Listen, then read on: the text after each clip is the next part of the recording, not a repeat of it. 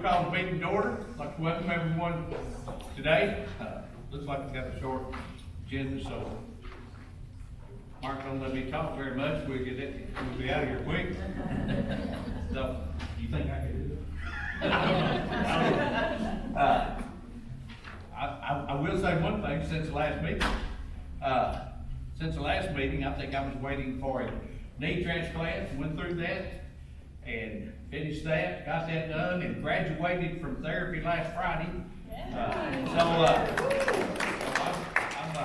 I'm looking for the golf clubs now. Being somewhere, they may not see me more city. Welcome everyone. Sherry, have a roll call. Yes, sir. Sam Gibson. Here. Charlotte Whitaker. Keisha Richards. Here. Cindy Putnam. Here. Zach Gilman. Bill Fox. Here. Christy Taylor. Bill Gibson. Ann Snell. Here. Michael Burton. Here. Misty Fife. Barbara Wheeler. Here. Bob DePreez. Here. Linda Pastor. Here. Marilyn Davis. Here. Patty Elliott. Here.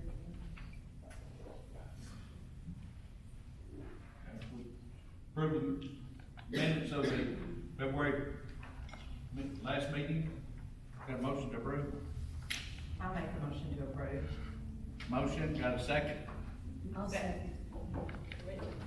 Got a second? All in favor? Opposed? Motion carried. All right, Mark, we'll let you, I'm gonna turn it over to Lynell to go through her dashboard. Good morning, everyone. In your binders, you're gonna see January and February dashboards. I think they're pretty self-explanatory. Of course, you probably heard and know we don't have as much LIFE funds as we've had in the past since those COVID contracts have ended, but we are still taking applications for that. I think the biggest change with the programs is our commodities program, and we have had some changes from the state. We no longer have to have a full address for someone who wants to apply for commodities and pick it up. All we have to have is their county of residence. So that's gonna help our folks that, you know, are unsheltered and different things, having to put that address, they only have a county. So we were very pleased, and the other thing that our staff has really enjoyed is we're no longer gonna have to, everyone have to redo their paperwork on an annual basis. Once they do this last form that the state has rolled out, which we've been in the process of getting completed at the last two commodity events, the only time that they would have to do a new application if there were changes, such as changes to an income or something. So we're pretty pleased about that. We do have some ERA rental funds that started in February that you can see on the dashboard. We do have, you know, lots of folks reaching out for those programs, and so our counties are working through that. Those funds will go through, I believe it is the end of June, and then they will go away. So any questions on the January or February dashboard? I don't have a question on the dashboard, but I do have a question about your address. So I was talking to the ladies at CF Storehouse this morning in Crossville, and we were talking about the distribution of the food from second harvest. So they're looking at an influx of people needing food from them in their church body. So if they gave even a partial address for the storehouse, can all of, like, the homeless, can they use that address? What do you mean? Like- We don't have to have an address on Oh. ours. That's what I'm saying, they've taken that away. Okay, that was my Was question. that, yeah, no, so they used to have to have an address on there, but now the state, because they want folks, if they're hungry, they want them to be able to get that food and not worry about a street address or you know, so all they have to do is their county of residence. That's all we're allowed to ask. Okay, thank you. And then very briefly, the last thing is we also in your packet have put just a copy of the bylaws. That is something that we want to make sure that all of our policy council members are familiar with.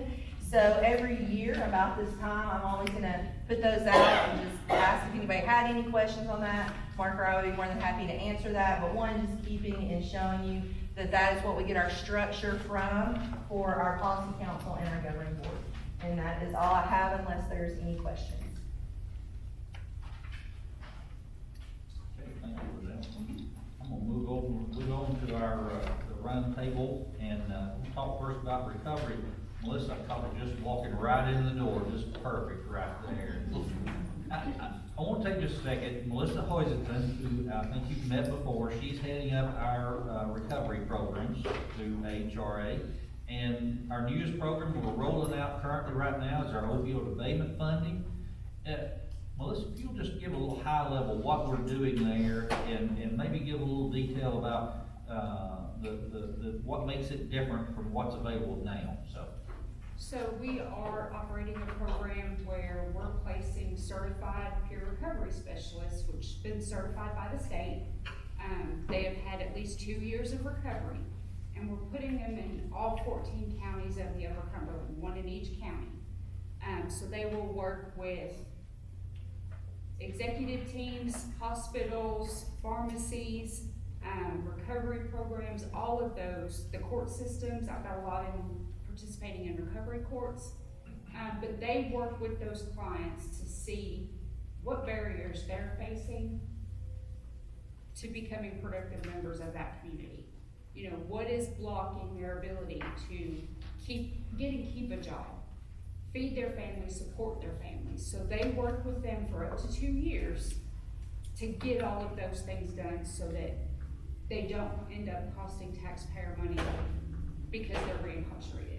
And our hope is to grow this into, they become just a person that, you know, that county or that city picks up and just continues to roll with it and add more. Yeah, and we realize there's other CPRSs throughout our region. This is not replacing or doing anything. What we're trying to do here is build a network of individuals in every community that know and understand how to help those who are in addiction, needing to get out of addiction, need to get into treatment, and how to work through that process. And you know, there's something special about these individuals because they've been there, they've walked it, and they come out on the other side. And I think that's the key in this message, is that there is the ability to work through and come out on that other side. Our program is really three-pronged. We're in partnership with One Tennessee, which is a nonprofit tied to our medical profession, our hospitals, our pharmacists, and they're doing a lot of prevention. They're working with our medical professionals to understand how to early identify those who are in addiction. You know, unfortunately, a lot of people are still getting hooked on opioids through prescriptions that they're receiving. And too often, some of our healthcare professionals don't know how to help somebody that they may be starting down the wrong path. They may be noticing signs where they keep coming back, asking for additional how many refills of opioids did you get after your surgery? Did they offer you those? They did. Yeah, and that's a legitimate thing to do when you've had surgery. The key is, if Mayor Gibson had started going back 2 and 3 different appointments, started saying, I need another refill, let's be honest. At that point in time, that physician needs to be thinking, all right, there is an issue here. They're not working off, they're not getting over the pain, and they may be becoming addicted. Unfortunately, a lot of our healthcare professionals don't know how to help that individual and refer them to services. So One Tennessee is really trying to make sure all of our professionals in our regions understand how to help somebody, to refer them to some type of recovery program, some treatment program, to get them back where they need to be, so they don't get in the situation where they're dealing with state probation. Hopefully, we're gonna run you out of clients. I don't think that's gonna happen, but we're gonna try to eliminate as many people getting caught up in the court system. So that person that will be doing that for Red Cap and informing providers and pharmacies, is through Red Cap, and it's called an academic advisor. So they go out and meet with providers, physicians, pharmacies, and just educate them on what you could give in lieu of, or educate them on you should only be prescribed. So he is the expertise in that part, so that's the part they're handling. And with our CPRSs, we've built a layer in there where we have a psychiatric nurse practitioner and a licensed clinical, and they work together to staff every case that the CPRS has seen. Did they make the correct referrals? Did they send them to the right places? Did we do mental health? Did we do primary care? So they're going to be looking through all of those things, on a daily basis. So we've built in protectors there for the communities and the cities that are also served.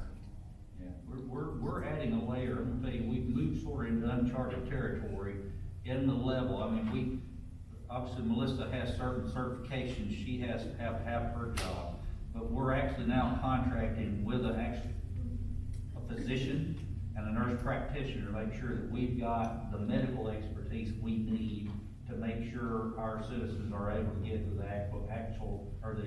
appropriate treatment center that they need to get to. So it's really taking it to another level. But I say all that to say this, I know we've talked about some of this in the past. We have these CPRSs, they're all on board, we're getting ready to roll them out. We're probably gonna give them a lot of points of contact.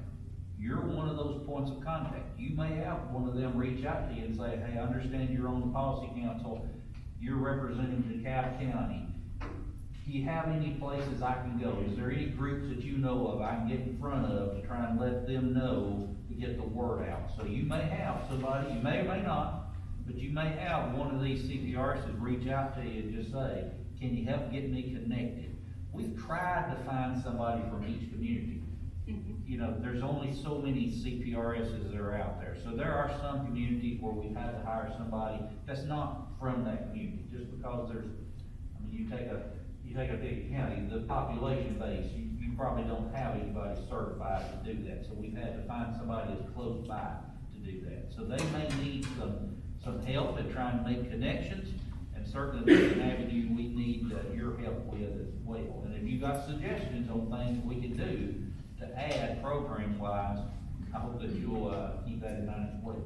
So. And we will be, keep an eye on your emails, we will be doing like a big event to introduce all of them, bring all of the city and county executives in to meet them, just kind of a meet and greet kind of. So be prepared, that email will be coming soon. Thank you, Melissa. May I ask a question? Yes, go right ahead. Melissa, are there any dollars in your program that can help pay for treatment if, thank you? Yeah, so that program also covers the cost of treatment if the person does not have insurance. I reached out and we are also able to cover medical copays, prescription copays for either mental health or medical prescriptions. Maybe they have something going on and they're utilizing a substance because they can't afford that medication. We're able to provide those. We're able to help pay for housing, for food. Maybe you need to go build a resume. We've got people that can help with that. Job placement. So we're trying to look at all the barriers that those clients may see or may interact with that they need assistance getting.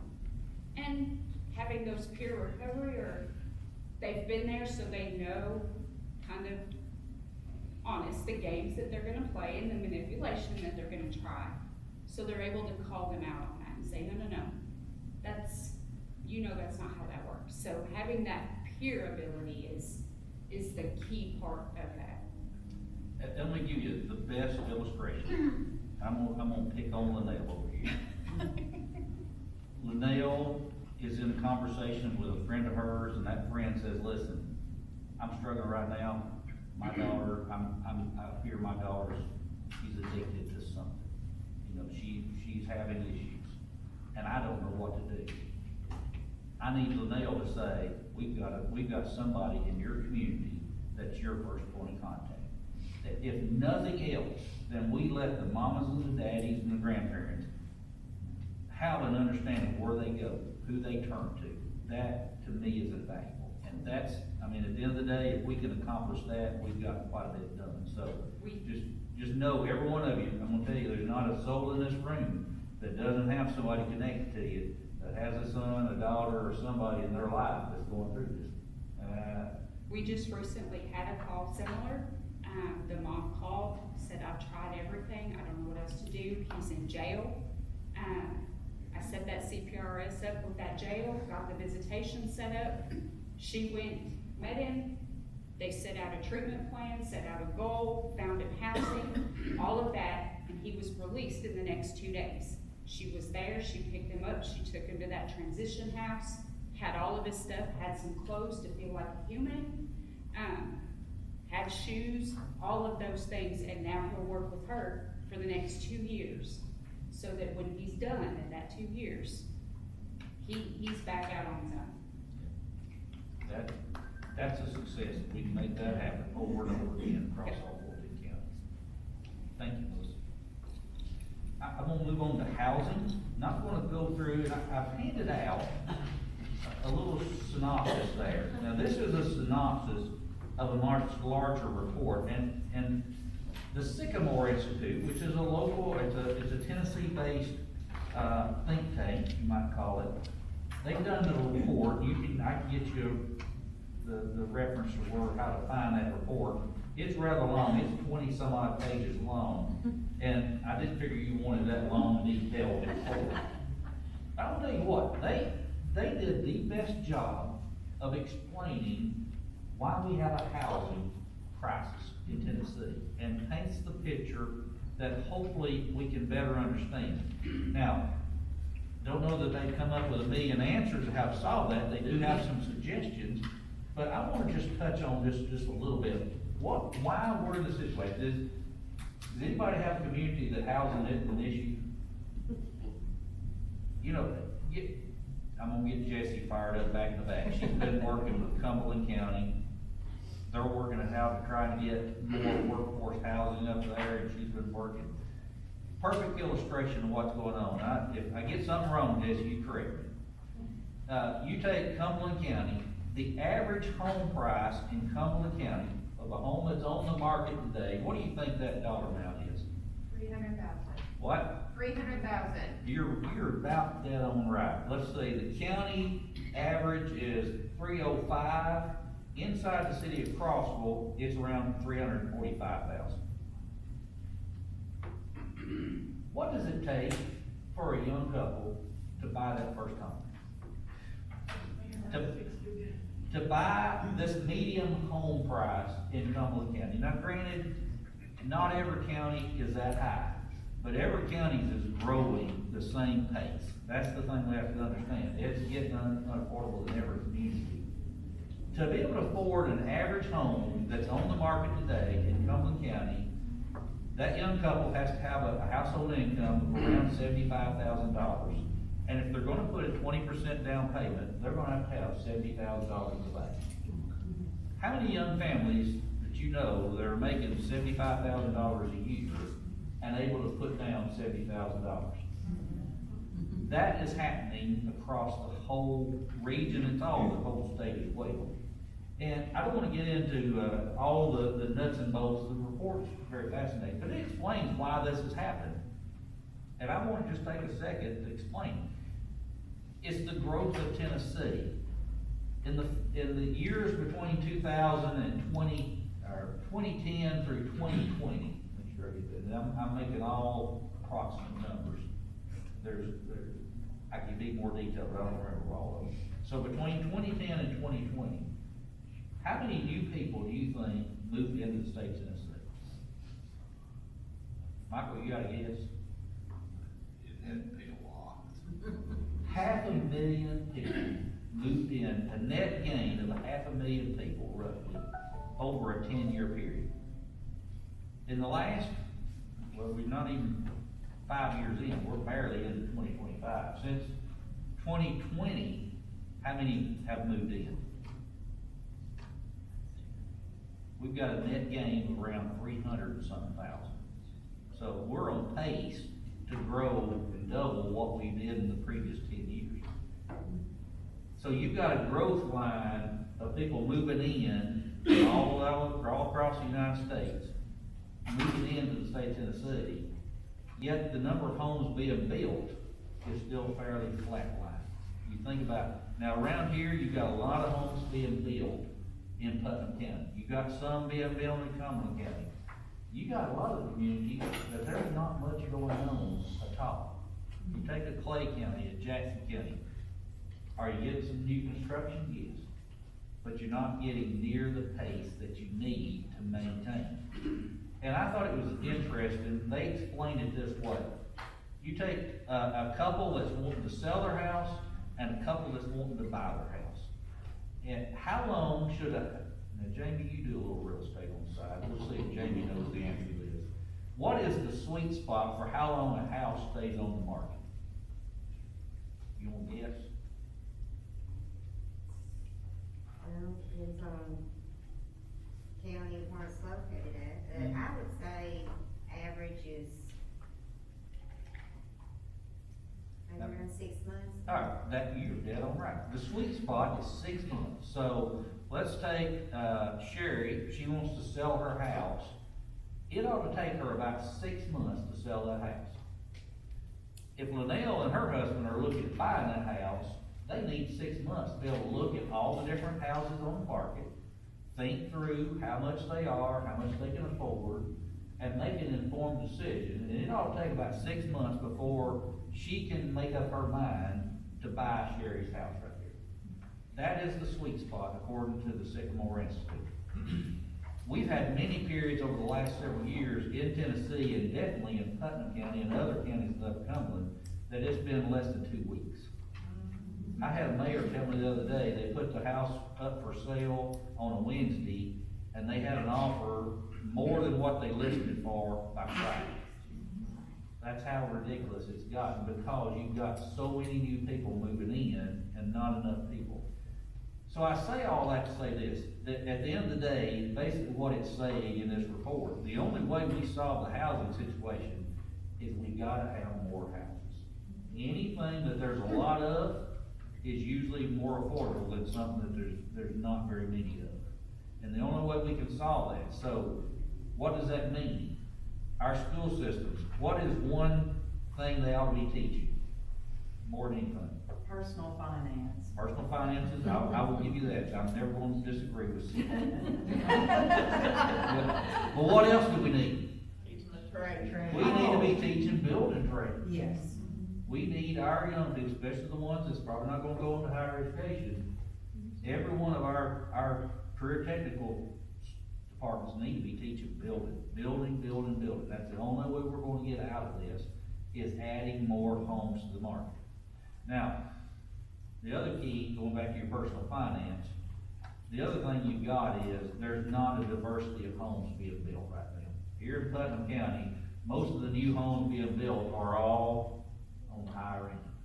We've got to figure out how to get some more affordable homes. I dare say every one of us around this room, when we bought our first home, it was very modest, correct? Yeah, we were probably all in that. It was I still see my first home, square box, red brick, square box, 2-bedroom, bathroom, living room, and a kitchen. That was it. We had countertop, we didn't have marble, we had, what is it? Formica. Yeah. You know, you, Started home. don't quote me, Jim, but I've said here lately, HGTV is ruining our nation. You see all these young couples on TV, oh, my budget's $750,000, I need to buy an island somewhere in the Caribbean. And I work part-time and train iguanas for a living, you know? It's absolutely ridiculous. But you look at on that, and all of our young couples, they think they have to have what? The big house. That's always been the case. Our kids have always wanted what their parents have had and tried to live that same life, but that is a true issue we're dealing with when you look at the price ranges and what happens to make that happen. Our governments have to be more receptive to, doing some deals. We're looking at Cumberland County, that's one. It's a prime spot up there to bring in some developers that may wanna do tax credit housing that makes it more affordable for more of the working class rather than the upper class. So, you can take that and look at it. If you wanna see the full report, I'll be glad to get that for you. Hearing them explain that, made all the sense in the world to me. And I thought, once you start thinking about it, what's happened, then you can solve the problem. And clearly the answer is just building more houses. Because I don't think we're planning on building a fence around Tennessee, are we? Blocking out, that might not be a bad idea. Especially on the western border, keep a lot of that coming in. But people's gonna still flock to Tennessee. This is a hidden gem, people are gonna come, they wanna live here, they want our lifestyle, it's only gonna get worse. So the way we answer that is understanding we've gotta build more homes. And it can't be that traditional subdivision with an acre a lot. We've gotta have a lot of stuff like you see across the road over here, where they're stacked up townhomes. You've got a multi-family where you've got apartment units. That's the only way we're gonna get out of this situation, so. Just put that out there. If you wanna look at that, let me know, and I'll be glad to, get you the link for that. The last thing I have on my agenda is it's time our aging department has issued their area plan update, and I've asked, Holly to come and give a quick update. She may have somebody with her. I do, yes. Okay, good morning. I'm Holly Williams, and I'm the director of the Area Agency on Aging and Disability here at the Development District. Our department, for those of you that are not familiar, our department focuses on providing services to older adults and adults between 18 and 59 who have physical disabilities. We have a wide array of services that we provide, and I've actually provided each of you with a copy of our most recent annual report. This was for FY24, so it won't be long. There'll be time for us to do another annual report. So I wanted to provide you with a copy of that so you can take that and peruse through it to get a better feel for all the different programs and services that we offer through our department. It breaks it down by program, how many clients we served in that year, in that particular program, etc. So as Mr. Farley mentioned, I wanted to talk to you about our area plan. So once every 4 years, our agency is required to do a 4-year plan. And that time is going to be here in, really technically, 1 year from yesterday. So the area plan is a very comprehensive strategic plan for our department for a 4-year period. We get into goals, objectives, strategies, performance measures, etc., all of that for that 4-year period. So as part of that 4-year plan, we're required to do an assessment of unmet needs. And so there's actually, we're a touch off schedule with this because at the federal level this past year, they changed some regulations that now are requiring our state office to provide an update on unmet needs across the state of Tennessee in regards to older adults and adults with disabilities. So they have asked us to go ahead and submit a draft version of unmet needs, and then we will have, this regulation change came down late at the end of 2024, so they recognize the fact that we do not have time to do a comprehensive needs assessment at this point. So they asked us to just basically do a draft of what that might look like, and then between now and this time next year, we'll be providing a more comprehensive, we'll be doing surveys, etc. So inside of your annual report, you have a copy of what we just submitted to the state office for our first stab at an unmet needs assessment. And it's a little stable document that's right inside the area plan titled just that. I want to point out, if you'll flip over to page 3 of this document, it starts out here just kind of talking about how we came about this information, and then it goes into identifying the actual unmet needs at this point. So we have 8 categories of unmet needs that you'll see listed here. Our state office required that we address the first 5 that are listed here. So that's supportive services, nutrition services, evidence-based programs, family caregivers, support services, and then senior centers. So those 5, they require that we address continued unmet needs. So these are programs that we offer already, however, there's not enough financial support or other resources to help meet those needs, okay? Now, the other 3 that are listed here are 3 other categories that we came up with. Honestly, historically, these have always been needs in this area. really have not changed. They might change in the order, when we do surveys, they might change in the order at which people rank them. But these have continued to be unmet needs for many years. So the three that we've added are housing and home repair, touching on what Mr. Farley was talking about with housing, and I'm gonna talk just a little bit more about that. Transportation, our UCHRA does an amazing job trying to meet transportation needs in the Upper Cumberland and other HRAs across the state. But there's more transportation, other types of transportation needs that the population we serve needs. For example, the assisted transportation, where it's more of like an Uber type service that will stay with the client to doctor's appointments and things such as that. So transportation, and then the last one that we added to this list is financial insecurity. Basically, the things that we all are familiar with, they have difficulties paying for medications, paying their electric bills, all those ways that we try to connect them with resources, but there still yet is never enough. So I wanted to go ahead and provide you all with a copy of this unmet needs so that you can hopefully be keeping this in county coordinators too. All of you be keeping this in the back of your mind over the next several months. I'd say it will be around December or January when we'll receive the directions from our state office as to how to go about this assessment process. But between now and then, if you can keep your wheels turning about needs in your respective areas, that there's widespread need and there's not enough resources for it, if that's not captured in this document, we will want to know that at that time. So that I wanted to go ahead and address. And the other thing is a little touch on housing as well. Also inside of your annual report, right behind that, there's a piece of paper, two-sided piece of paper that's titled Tier 1 Homes Licensing. So July 1st, there was a new bill that went into effect to create a new category for homes for the aged. Historically, in Tennessee, there's been boarding homes. Those boarding homes have not been licensed facilities. And that can lead to issues. So over the last few years, there's been movement by our former state agency and such to identify these homes, these unlicensed facilities, and if they were not operating up to standards, to close them.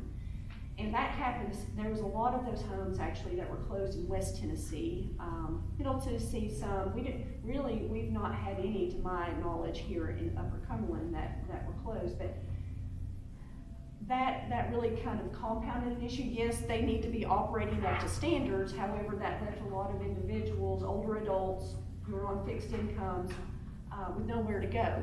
So they didn't qualify for the TennCare Choices program. Many of them did not. TennCare has some community living support homes that people can live in that TennCare will help pay for. But not everybody qualifies for that program. So that left a lot of individuals with nowhere to go. So they have created this new home licensure category to provide more safe and affordable housing going forward. They have asked us as area agencies on aging across the state to help promote that this is a new licensure category. It's basically a home in any neighborhood that someone could turn into a home for older adults. This is targeted for those who are age 60 and above, who are on a limited or declining income. So they can have up to 3 unrelated individuals of that population living in that home. And then support services can come in to help meet their needs, maybe some of our in-home services programs that we offer, for example. So this is a new opportunity. On the back of this piece of paper, you will see down at the bottom, there's some contact information. If you know of anyone who might be interested in opening up one of these homes, there's 3 individuals that are covering Middle Tennessee that they can reach out to find out more information. They've made it very affordable for anyone wanting to get this licensure. It's only $200 to get the license. There's, as Mr. Farley was talking, there's housing needs across the board, the older adult population as well. We see that and we know that that's gonna continue to increase as this population increases. So that's all I have. I'm happy to answer any questions at the moment. I might add too, you're talking about the Department of Disability and Aging. Yes. Governor Lee, one thing he did, we're wrapping up, I guess, the first year of a new state department where he elevated aging from just being a commission up to an actual state department. Right. So I think what we're starting to see is far more attention from state government as to the senior population. Obviously, the Upper Cumberland is an aging, we're aging far faster than a lot of other areas of the state, so we have such a larger population, which hopefully in the long run mean more services, more ability to help this demographic. Right, exactly. And this, just as a side note, this year marks the 50th anniversary for Area Agencies on Aging and Disability across the state of Tennessee. So we're going to, some of you are familiar with our annual Caregiver and Senior Expo, which Lynn has coordinated the last few years. We have that every year at Life Church. It's a large event in October that people from all over the Upper Cumberland come to learn about resources for those populations. So we're going to really highlight this being our 50th anniversary at the expo this year. So just a side note. I'm going to turn it over to Lynn because Lynn has transitioned into a new position in our department. We are piloting a program for our state agency, and she's going to share with you some details about that program. Thank you. And if you double check me, make sure that it's a Tuesday, but I believe our date for the expo is Tuesday, October 28th, if that's a Tuesday, I'm not sure. But that will be the date for the expo, so we invite everyone to come out and join us for that. Moving on to the Dementia Navigator program, we're working with the Department of Disability and Aging for a new program in our area. We were selected to pilot this program here, so we're excited about that. And as part of this program, we're able to connect with individuals and families as well as community members to help promote dementia-friendly communities and try to help lessen that stigma and just open up conversations about dementia. So with meeting with the families, we can meet with an individual that may have concerns about themselves or their memory, and also their caregivers or their family members. We can help connect them to various resources in the community and also help them with care planning. So that may be something as simple as, when do I want my baths? What's my preference? Do I want my morning or an evening, or something like that, as simple as that. To as complicated as, have you filled out all of your legal documents? Do you know who's going to make those decisions for you when the time comes that you're unable to? So we're able to help them talk through those conversations and work through those care plans with them. And then connect them to the many resources that are available in our area. Whatever that need may be, we'll help direct them to that. Then also we're able to come out into the community, work with businesses, churches, civic groups, just whoever may need our services, and offer trainings. We have different versions of our trainings. Some are geared more toward just general community members, and then some are geared toward staff or paid caregivers. So we can do different versions.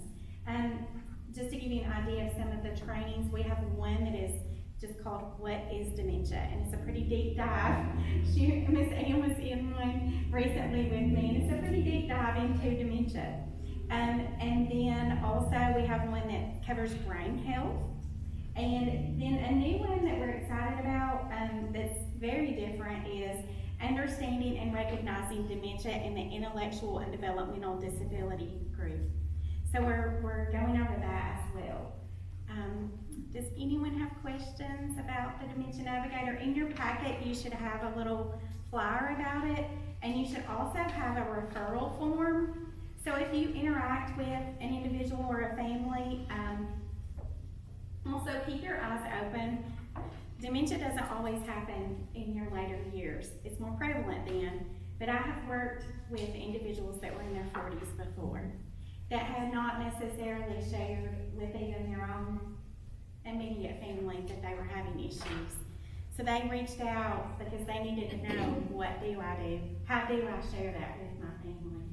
So we can work through those ideas and kind of how to start sharing that and what do you do next. So if you're interacting with individuals that are, have concerns about their own memory, or caregivers that you interact with, you can fill out one of these referral forms. You email that to Keita Cole. She's at the Nashville office of the DDA, Disability and Aging. And then she'll send that back to me. If it's in this region, she'll send that back to me, and I'll reach out to them and see how we might can help with them. And then we follow up with them quarterly also, or more if needed. They have my number, that way they can reach out when they have a concern. If they have a concern about maybe their loved one has started wandering, which 6 out of 10 will at some point in the process. So maybe they need some wandering tips, or something, has come up and they need a different resource, so they can connect to me, at any time. Keita Cole and Jackie Moment, they're in the Nashville office. So between the 3 of us, we're serving the whole state of Tennessee. So if you know someone that's not in the Upper Cumberland region, still send that in. One of us will reach out to them and try to help connect them. And then if you need trainings, just reach out to me. My card's in there also. So, does anyone have questions? Thank you. Can they contact you directly, like, They can. and without having to have a referral? If you're thinking us to reach out to the individual or family, it's better to do the referral. But they can reach out directly to me. We don't provide immediate crisis intervention, like if they're in immediate crisis, we don't necessarily provide that, but we can help connect them to individuals that can, so. And we've done our first, kind of Yes, we informal did. referral. Yes. We had a situation come in where, the POA was unavailable, and now there was a couple in the home, and the husband had to go into the hospital in therapy, and then now you have the little lady. So we had exhausted what we could do emergency-wise, right? And there were some other community members, so of course then we're reaching out to our friends at the AAAD. Jeff was like, hey, Lynn Drew is who you need to reach out to, so it really works, and we appreciate you jumping in on that. Thank you. Chairman, the last thing I've got, just a little housekeeping business, and then we may get out just a little early today, a bit short agenda. Sometimes it's not bad to get out a little early. Right. Some house cleaning, probably should have mentioned this from the very beginning, but from the last time, of course, I know, we lost Marvin Lust, one of our longtime representatives on this board in, I think, November, December. Obviously lost Chairman Hetty then, right there about the beginning of the year. Since we've last met, Marie Ferran, who represented our aging population, passed away. So we've had 3 in the last 3 or 4 months that we've lost off this board. Their executive board is meeting next, or 2 weeks from today, and we do have a slate of people to fill those spots. We want to push that out there and let you know that. And I also want to just give you an opportunity. Now, our next board meeting, like I said, is 2 weeks from today, and that is April 16th, I think is the date of that. If you're interested in just something that appeals to you, we're going to take a little special time at the beginning of that meeting, and we're going to dedicate this room in memory of Chairman Reddy Hetty. So we're going to do a little special.